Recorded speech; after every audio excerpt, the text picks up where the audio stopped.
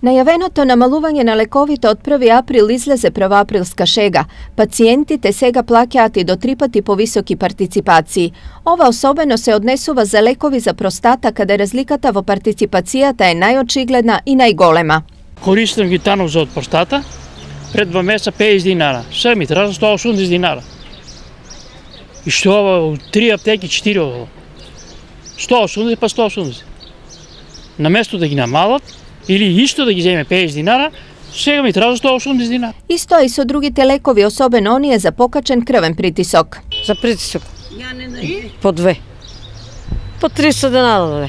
Поскапи нема, поевтини. Добар дел од пациентите овој месец сепак не ја зедоа редовната терапија во надеж дека поевтина ќе најдат во друга аптека, зашто новите цени се прескапи за нивните примања. Викат намалени лековите, они се уште поскапи.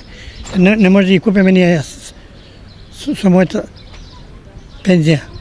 9 ларки е пензијата, не можам за лекови, ја само не. Набавката на лекови месецов за пациентите помина многу лошо, зашто тие беа убедени дека ќе се лекуваат за помалку пари.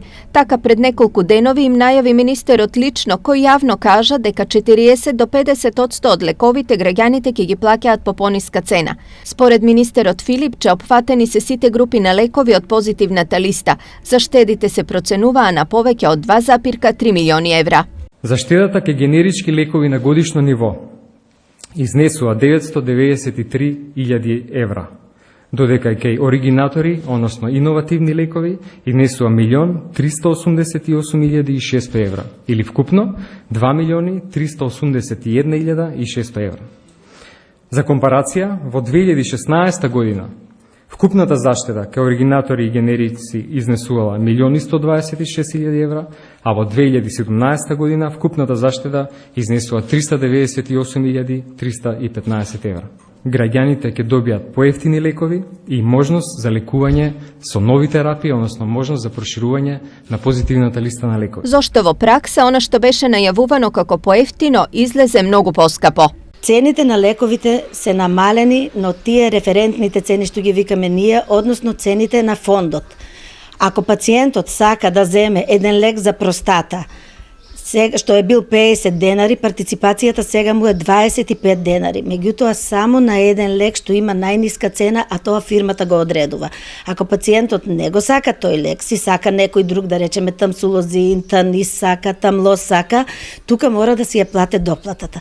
Значи точно е дека лекот е намален, меѓутоа тој лек што го намалила фирмата и што се сложила дека ќе биде по таа цена.